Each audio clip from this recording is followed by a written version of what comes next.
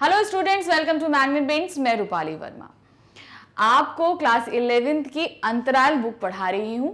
अंतराल बुक का last chapter आवारा मसीहा का पाठ का सार हम पूर्ण कर चुके हैं। इस वीडियो में हम इसके प्रश्नोत्तर देखेंगे। आवारा मसीहा जो थी वो विष्णु प्रभाकर द्वारा लिखित है। ये जीवनी है शरद चंद्र जी की।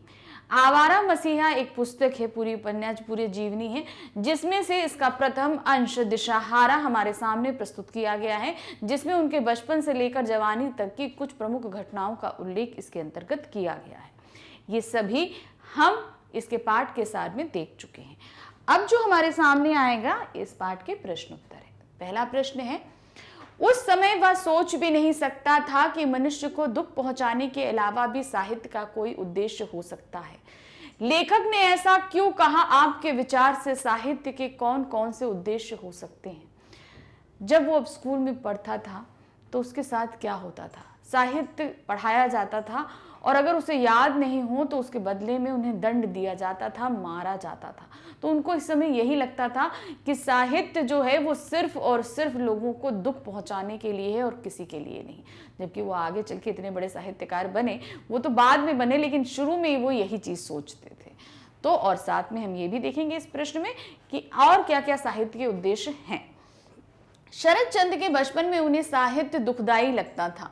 विद्यालय में उन्हें सीता वनवास, चारुपाठ, सद्गुण, सद्भाव सद्गुण का प्रकांड व्याकरण जैसी साहित्यिक रचनाएं पढ़नी पड़ती थी। शरद चंद्र को ये अच्छी नहीं लगती थी। पंडित जी द्वारा रोज परीक्षा लिए जाने पर उन्हें मार भी खानी पड़ती थी। एक तो उन्हें पढ़ने में इंटरेस्ट नहीं आ रहा था और जब उसकी परीक्षा ली जाती थी तो उसमें वो पास नहीं कर पाते थे, जिससे क्या होता था, उन्हें पंडित जी की मार, पंडित जी का मतलब है अध्यापक जी से उन्हें मार खानी पड़ती थी। अतः उन्हें बचपन में साहित्य बड़े दुखदाई लगा। यही कारण है कि लेखक ने ऐसा कहा। हमारे विचार से साहित्य में बहुत से उद्देश्य हो सकते हैं, वे इस प्रकार हैं।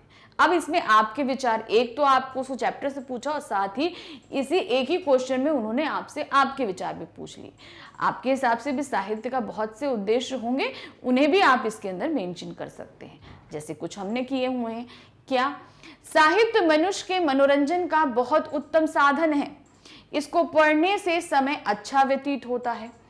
यदि मनुष्य अच्छा साहित्य पढ़ता है तो मनुष्य का ज्ञान बढ़ता है, उसकी सोच को नई दिशा मिलती है। हमेशा साहित्य पढ़ने से हमें बहुत नई नई चीजें जानने को मिलती भी हैं। साहित्य में इतिहास संबंधी बहुत से तथ्य विद्यमान होते हैं। साहित्य के माध्यम से इतिहास की यही जानकारी मिलती है, मतलब एकदम सही जानकारी मिलती है जो भी हम साहित्य में पढ़ते हैं। साहित्य के माध्यम से मनुष्य अपने देश, गांव, समाज इत्यादि के समीप आ जाता है। उसमें विद्यमान सामाजिक मान्यताओं, विषमताओं, कमियों, खुशियों इत्यादियों को जान पाता है। अगर साहित्य हम अपने क्षेत्र से रिलेटेड पढ़ते हैं तो हम अपने क्षेत्र के बारे में भी बहुत जानकारी प्राप्त कर लेते हैं कि क्या क्या चीज़ें, हमारे क्षेत्र का इतिहास क्या रहा है, यहाँ क्या ऐसी कुरीतियाँ रही या अभी भी चल रही हैं, इनका निवारण हम कैसे कर सकते हैं। बहुत कुछ हम अगर अपने साहित्य को देखें तो हम जान पाएंगे और साथ ही ये भी सीख पाएंगे कि कैसे कैसे हम इसमें और हम अपनी तरीके से साहित्य में क्या चीज़ें जोड़ भी सकते हैं। क्वेश्चन नंबर 2 है, पाठ के आधार पर बताइए कि उस समय के और वर्तमान समय के पढ़ने पढ़ाने के तौर तरीकों में क्या अंतर और समानताएं हैं। आप पढ़ने पढ़ाने के कौन से तौर तरीकों के पक्ष में हैं और क्यों? पहले क्या हुआ करता था, अब क्या होता है? पहले दंड ज्यादा मिले, मतलब शारीरिक चोट की जाती थी, लेकिन अब शारीरिक चोट की इजाजत नहीं है। समझाने के तरीकों में आजकल तो डिजिटाइजेशन हो गया है, कितनी चीजें आ गई। पहले तो वही वो श्याम पट पहले चौक से लिखा जाता था, अब कॉपीज आ गई हैं, आप स्मार्ट बोर्ड्स के जरिए पढ़ते हैं, तो बहुत सारे फर्क आए हैं। और आप किस तरीके से में इंटरेस्ट है ये, अब ये जो पूछा गया है, आप किस तरीके को पसंद करते हैं उसके पक्ष में उत्तर दीजिए। तो तरीका आपको जो पसंद आता है आपको वो उत्तर देना है। उस समय और आज के समय में पढ़ाई के तरीकों में समानताएं इस प्रकार हैं। क्या समानता है? पहले और आज के समय में अनुशासन का कड़ाई से पालन करवाया जाता था। बच्चों को जान देने के स्थान पर जीविका के साधन उपलब्ध कराने पर अधिक ध्यान दिया जाता था। मतलब आप कैसे चीजों को कमा सकते हैं, इस चीजें पहले भी इस चीज पे बेस्ड था, अभी भी इसी चीज पे बेस्ड है। यही कारण है कि उसे रटाया जाता था। मतलब पहले क्या होता था, रटने का प्रोविजन ज्यादा था। पहले बच्चों को प्रतिदिन परीक्षा लेने का प्रावधान था, मतलब डेली, आज कल जो पढ़ाया उसे आज सुनेंगे, फिर आज जो पढ़ाया वो कल लेंगे। तो ये डेली होता था, डेली हर जितना भी पढ़ाया उसको नेक्स्ट डे हमें परीक्षा के तौर पे देना पड़ता था। वह आज भी देखने को मिलता है। Class test FA1, FA2, FA3, FA4, SA1 और SA2 इत्यादि टेस्ट बच्चों को देने पड़ते हैं। इस तरह का दबाव बच्चों को पढ़ाई से दूर करता है और पढ़ाई का डर उनके मन में भर जाता है। तो ये क्या होता है, जब इतने सारे टेस्ट आते हैं तो हमें पढ़ाई का टेंशन होने लगता है, डर होने लगता है। तो कारण क्या होता है, प्रेशर में वो चीज़ नहीं हो सकती। उस समय विद्यालय में पढ़ाई को महत्व दिया जाता था, खेल खेल आदि को महत्वपूर्ण नहीं दिया जाता था। पहले पढ़ाई को ज्यादा महत्व दिया जाता था और मतलब खेल कूद को इतना नहीं। लेकिन आज हम देखेंगे तो एक्टिविटीज को बहुत ही ज्यादा महत्व दिया जाता है। तो अब आपको देना है इसके पक्ष या विपक्ष में उत्तर कि आपको कौन सा पसंद है। जैसे हम अभी बोलेंगे हमें वर्तमान समय की चीज़ें ज़्यादा पसंद है, क्योंकि यहाँ पर बच्चों के हुनर को बाहर निकालने का काम भी बहुत हद तक हो रहा है। सिर्फ ज्ञान ही प्रदान नहीं किया जा रहा है, ज्ञान तो दिया ही जा रहा है, क्योंकि अलग अलग लैंग्वेजेस भी सिखाई जा रही हैं, साथ ही तरीके जो हैं वो बदल गए हैं। प्रतिदिन टेस्ट के बजाय मंथली टेस्ट रहते हैं, जिससे बच्चे ईजिली कर पाते हैं।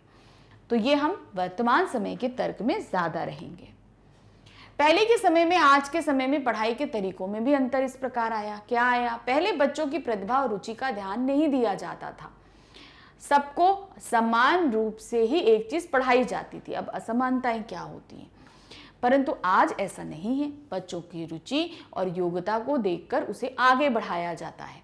आरंभिक शिक्षा बेशक एक ही है, लेकिन आगे चलकर बच्चे के पास अपना मनपसंद विषय लेने का अधिकार है। अब यहाँ पर क्या हुआ, पहले क्या होता था, पहले एक चीज, एक क्राइटेरिया डिसाइड कर दिया कि आपको यही सब्जेक्ट पढ़ने, सब कुछ करना है। लेकिन अभी एक क्लासेस तक तो डिसाइडेड रहता है, आगे चल के आपके सामने ऑप्शंस आते हैं। जैसे क्लास 11 से होता है, ऑप्शनल आपके पास ज़्यादा आ जाते हैं कि आप ये लेना चाहते हैं, ये लेना चाहे, स्ट्रीम्स अलग अलग हो गई हैं, तो ऑप्शन, ताकि आगे चल के अपना करियर डिसाइड कर सके। पहले के समान आज शारीरिक दंड नहीं दिया जाता, अब बच्चों को प्रेम से समझाया जाता है। अब खेल कूद, कला आदि को भी शिक्षा के समान प्राथमिकता दी जाती है। मतलब अनदर एक्टिविटीज को भी बहुत ज्यादा महत्व दिया जाता है। नेक्स्ट क्वेश्चन है, पाठ में अनेक अंश बाल सुलभ चंचलताओं, शरारतों को बहुत रोचक ढंग से उजागर करते हैं। आपको कौन सा अंश अच्छा लगा और क्यों? वर्तमान समय में इन बाल सुलभ क्रियाओं में क्या परिवर्तन आए हैं? तो पाठ में ऐसी बहुत सी चीजें थी, बातें थी जो बहुत ही शरारतों से भरी हुई थी। तो आपको जो अच्छा लगा आप लिख सकते हैं। हमें जो अच्छा लगा हमने लिख के आपके सामने लेके आए। आप उनसे आइडिया लीजिए कि कैसे आप लिखा जाएगा, आप उस रचना को यहाँ पर दे सकते हैं। पाठ शरद चंद्र की बहुत सी बाल सुलभ चंचलताओं और शरारतों से भरा पड़ा है। उनका तितली पकड़ना, तालाब में नहाना, उपवन लगाना, पशु पक्षी पालना, पिता के पुस्तकालय से पुस्तकें पढ़ना, पुस्तकों में दी गई जानकारी का प्रयोग करना, यानी कि जो जो चीजें उसमें बताई जा रही है उसे रियल लाइफ में भी वो प्रयोग करते थे। एक बार तो उन्होंने पुस्तक में सांप को वश में करने का मंत्र पढ़कर उसका प्रयोग कर डाला। तो एक बार पुस्तक में उन्होंने क्या देखा, शरद चंद्र जी ने, कि सांप को वश में किया जाता है और वो चल रही है सच में सांप को वश करने। मतलब देखिए, सांप खतरनाक, और चले गए उसको एक्सपेरिमेंट करने के लिए। शुक्र है कि उनको कोई हार्म नहीं हुआ। शरद चंद्र द्वारा उपवन लगाना और पशु पक्षी पालने वाला अंश सबसे अच्छा था। अब ये आजकल बहुत से बच्चों में देखा जाता है ये चीज, कि मतलब गार्डनिंग का शौक आजकल डेवलप हो रहा है, और साथ ही साथ में क्या होता है कि उनको क्या कहते हैं, पशु पक्षियों से भी बहुत लगाव है। तो ये सब चीजें उनके अंदर भी बहुत अच्छे से थी। ये ऐसा अंश है जो आज के बच्चों में दिखाई नहीं देता। हम तो ये नहीं बोलेंगे, लेकिन हमने, क्योंकि हम खुद देखते हैं इन बच्चों में ऐसा होता है। शरद चंद्र जैसे कार्यों को करके हम प्रकृति के समीप आते हैं। इससे हमारा पशु पक्षियों के प्रति प्रेम भाव बढ़ता है। आज इमारतों के जंगल में बच्चों को ऐसे कार्य करने भी नहीं मिलते। आज के समय में बाल सुलभ क्रियाओं में बहुत परिवर्तन आए हैं। मतलब नेचर के करीब इतना नहीं है। हम कंक्रीट के जंगल में रह रहे हैं, अर्थात इमारतों से घिरे हैं, चारों तरफ सीमेंट पत्थर है। जो प्राकृतिक नजारा होता है हम उससे कोसों दूर हैं, क्योंकि बच्चे देख ही नहीं पाते प्रकृति क्या है, मिट्टी में पैर का धंसना क्या है, गीली मिट्टी में खेलना क्या है, घास का एहसास क्या है। ये सब आजकल के समय में नहीं मिल पाता है, क्योंकि हम इन सब चीजों से बहुत दूर होते जा रहे हैं। बच्चे प्रकृति के समीप कम और गैजेट्स के समीप पहुंच गए। गैजेट्स में हमारे हाथ में जो ये मोबाइल, लैपटॉप और टैब्स वगैरह हैं, वो उनके हाथ में बचपन से ही ये आ जाते हैं। इनमें वे विभिन्न प्रकार की शरारतें करते दिख जाते हैं। वे इसका दुरुपयोग कर रहे हैं, यह उनके लिए सही नहीं है। समय बदल रहा है और आधुनिकता का ये जहर बच्चों के बचपन को निगल रहा है। तो जाहिर सी बात है, बचपना जिस चीज में है वो कहीं खो गया है। बच्चे गैजेट्स में खो रहे हैं, तो वो शरारतें उभर कर नहीं आ रही हैं। तो इससे आगे वाला क्वेश्चन देखते हैं। नेक्स्ट क्वेश्चन, नाना के घर किन किन बातों का निषेध था? शरद को उन निषिद्ध कार्यों को करना क्यों प्रिय था? बच्चों की जो खेलने कूदने की उम्र होती है, जो बाल सुलभ क्रियाएं होती हैं, वो सभी चीजें उनके नाना के घर में प्रतिबंधित थी। और शरद को इन्हीं निषिद्ध कार्यों को करने में, छिप के करने में बहुत ही मजा आया करता था। जैसे को बच्चों का खेलना है, डंडा गिल्ली खेलना है, पतंग उड़ाना है, पकड़म पकड़ाई खेलना, बहुत से जो खेल होते हैं वो सभी वहां पर मना थे। तो क्या दिया है? शरद के नाना बहुत सख्त थे। उनका मानना था कि बच्चों का कार्य बस पढ़ना होना चाहिए। अतः उन्होंने बच्चों को बहुत सी बातें करने से साफ मना किया हुआ था। उसमें तालाब में नहाना, पशु तथा पक्षियों को पालना, बाहर जाके खेलना, उपवन लगाना, घूमना, पतंग, लट्टू, गिल्ली डंडा तथा गोली आदि खेल खेलना तक निषिद्ध था। मतलब बच्चों के लिए एक तरीके से सारी चीजों की मनाही उन्होंने कर रखी थी। घर के अंदर इस चीज की सख्त मनाही थी। जो उनकी बातें नहीं मानता उसे बहुत कठोर दंड दिया जाता था। शरद स्वभाव से स्वतंत्रता पूर्वक जीने का इच्छुक था। नाना की सख्ती और रोक उसे बंधन लगती थी। वह एक विद्रोही के समान सब बंधनों को तोड़ता। इसके लिए हिम्मत की आवश्यकता होती है, और जो उसमें बहुत थी। यानी कि उन सभी कार्यों को उसने किया, हर चीज का मजा लिया। क्यों? क्योंकि स्वभाव से स्वतंत्र व्यक्ति था, तो गलत चीजों को वो नहीं मानता था, विद्रोही था, इसलिए इन सभी निषिद्ध कार्यों को वो करता था। नेक्स्ट क्वेश्चन है, आपको शरद और उसके पिता मोतीलाल के स्वभाव में क्या समानताएं नजर आती हैं? उदाहरण सहित स्पष्ट कीजिए। हमने देखा मोतीलाल जी यानी कि शरद के जो पिता हैं वो घुमक्कड़ प्रवृत्ति के थे, तो यही चीजें उनके अंदर, शरद जी के अंदर भी थी। कल्पनाशील थे, साहित्य लिखते थे मोतीलाल जी, और यही चीज शरद चंद्र जी भी करते थे। तो सौंदर्य उपासक थे, मतलब सौंदर्य, प्रकृति प्रेमी थे, प्रकृति के करीब रहना चाहते थे, और यही प्रेम जो है शरद चंद्र के अंदर भी हमने देखा। तपोवन जाकर वो अपना ये चीजें पूरी किया करते थे, प्राकृतिक सौंदर्य का आनंद लिया करते थे। तो ये जो समानताएं हैं इन्हें हम पंक्तिबद्ध तरीके में लिखेंगे। शरद के अंदर अपने पिता मोतीलाल के स्वभाव की बहुत सी समानताएं विद्यमान थी। वे इस प्रकार हैं। शरद पिता के समान साहित्य पढ़ने और लिखने का शौकीन था। उसने अपने पिता के पुस्तकालय की सभी पुस्तक पढ़ ली थी। जैसे पिता को बहुत प्रेम था, वैसे ही इनको भी बहुत प्रेम था। उनके पिता स्वभाव से स्वतंत्र व्यक्ति थे, शरद भी ऐसा ही था। उसने कभी बंध कर रहना नहीं सीखा, अतः नाना के 1000 बंधन उसे रोक नहीं पाए। पिता बंध कर नहीं रहते थे, वही चीज बच्चे में भी थी, वो भी बंध कर नहीं रहता था। नाना ने जिस चीज की मनाही करी वो सारे कार्य वो करते थे। शरद तथा उसके पिता सभी लोगों को समान दृष्टि से देखते थे, उनके लिए कोई बड़ा छोटा नहीं था। उनका सौंदर्य बोध पिता के समान ही था, जो उनके लेखन में स्पष्ट रूप से झलकता है। सौंदर्यता को निखारना, चाहे स्त्री का रूप रंग हो वो निखारने की बात हो, चाहे प्राकृतिक सौंदर्य निभारने की बात हो, ये दोनों ही चीजें दोनों पिता में थी, पिता पुत्र दोनों में ही थी। ये हमने शरद चंद्र की जब हम रचनाएं पढ़ेंगे आप, तो उसमें देखेंगे कि वो सौंदर्य कितनी अच्छी तरीके से उभार कर सामने रखते हैं। वह पिता के समान यायावार प्रवृत्ति के व्यक्ति थे, एक स्थान पर टिकना उनके लिए संभव नहीं था। यायावार मतलब घुमक्कड़ प्रवृत्ति के, एक जगह टिक कर रहना न पिता को पसंद था और न ही पुत्र को, दोनों ही घूमते हुए रहते थे। तो इस तरीके से दोनों ही मोतीलाल जी में और शरद चंद्र में जो समानताएं थी हमने सब निकाल, पाठ के अनुसार हमने सब निकाल कर रख दी इस तरीके से। नेक्स्ट क्वेश्चन आता है, शरद की रचनाओं में उनके जीवन की अनेक घटनाएं और पात्र सजीव हो उठे, पाठ के आधार पर विवेचन कीजिए। तो उनकी रचनाएं उन्होंने बहुत, हमने पाठ के दौरान पढ़ी कि कितनी रचनाएं थी, उसमें उनके जीवन में आने वाले हर व्यक्ति का उन्होंने कहीं ना कहीं एक जीवंत रूप प्रस्तुत कर दिया। तो वही चीजें हमें विवेचन करनी, विवेचन करने का मतलब है कि हम उसके बारे में एक एक करके लिखेंगे, कौन कौन से उपन्यास में उन्होंने क्या क्या चीजें शामिल करी। शरद की रचनाओं में जिन घटनाओं का उल्लेख हुआ है वे सच में उनके जीवन की अनेक घटनाएं और पात्र हैं।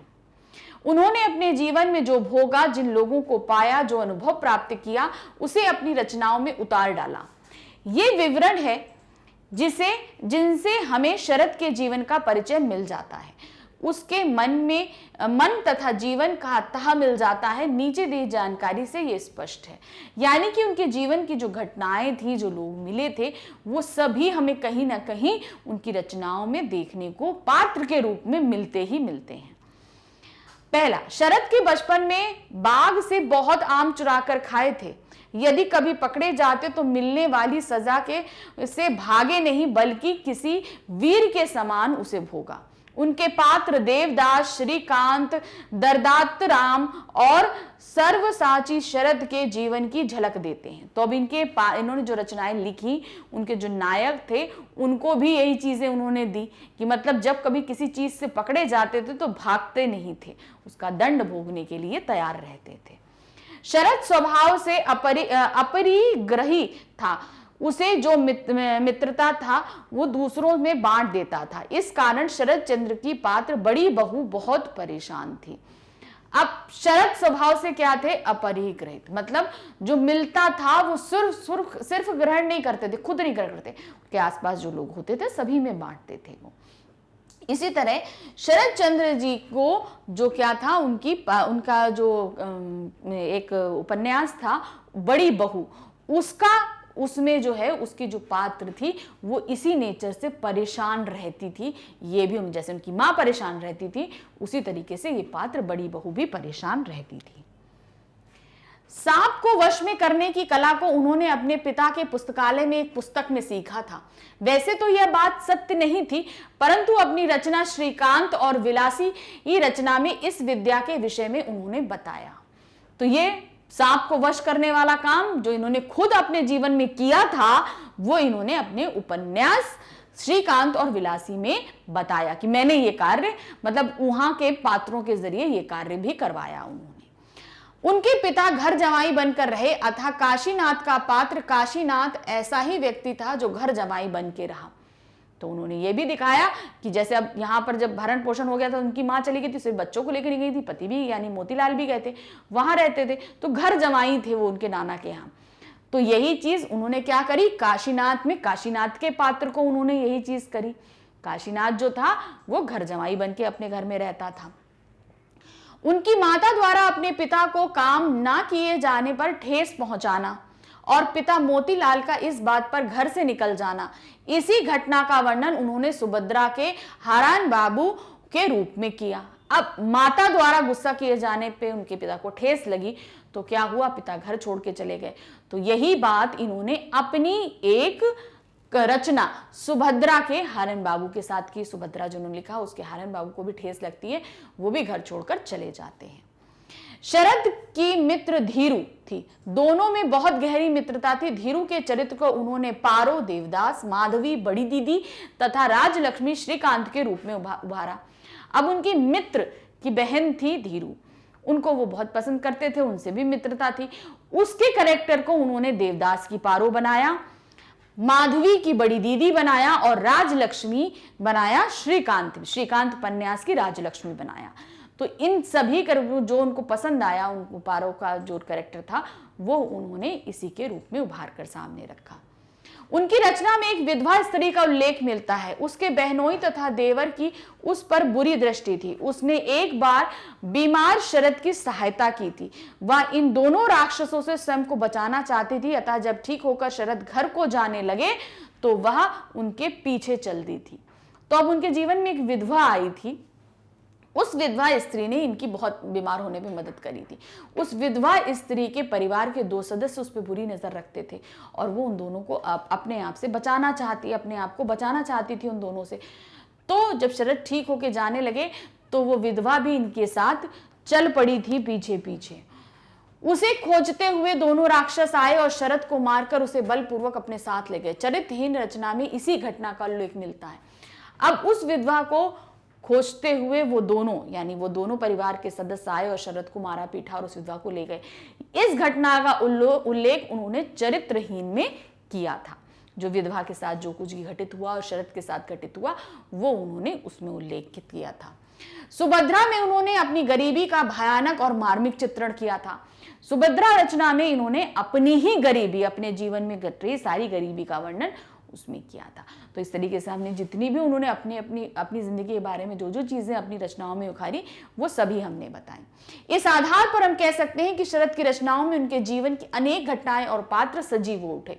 तो जो भी उनके जीवन में घटनाएं हुई, जितने लोग आए, उन्होंने कहीं ना कहीं किसी ना किसी रचना में उनको एक पात्र का रूप दिया। यानी कि हर एक रचना को जीवंत करने का अपना एक नया ही तरीका उन्होंने सोचा हुआ था। जो भाई उनके साथ घटित हो चुका, अनुभूत हो गया, उसको वो रचनाओं में बहुत अच्छे से उभार लेते थे। नेक्स्ट क्वेश्चन है, जो रुंदन के विभिन्न रूपों को पहचानता है वह साधारण बालक नहीं है। बड़ा होकर वह निश्चय ही मन तत्व के व्यापार में प्रसिद्ध होगा। अघोर बाबू के मित्र की इस टिप्पणी पर अपनी टिप्पणी कीजिए। अब ये जो वर्ड है मनस्तत्व का व्यापार, इसका क्या मतलब है? अब इन्होंने क्या देखा था? अब ये रुंदन वाली कहानी पहले हम आपको बता दें कि ये एक बार अघोर बाबू के साथ जा रहे थे। उनके मित्र भी थे अघोर बाबू के। तो वहां पर एक स्त्री का पति जो है वो मृत्यु को प्राप्त हो गया। वो जोर जोर से रो रही थी। उसका रुंदन इतना जोर का था कि हृदय को चीर दे, ऐसा वो रोदन कर रही थी। तब शरद ने ये व्यक्ति बोली थी कि ये औरत अपना रुंदन कितने ही स्पष्ट रूप से अपने मन के भावों को रुंदन के जरिए बाहर कर रही है, जबकि जब किसी बड़े घर का व्यक्ति मरता है तो उनके रोदन में ये करुणा नहीं होती।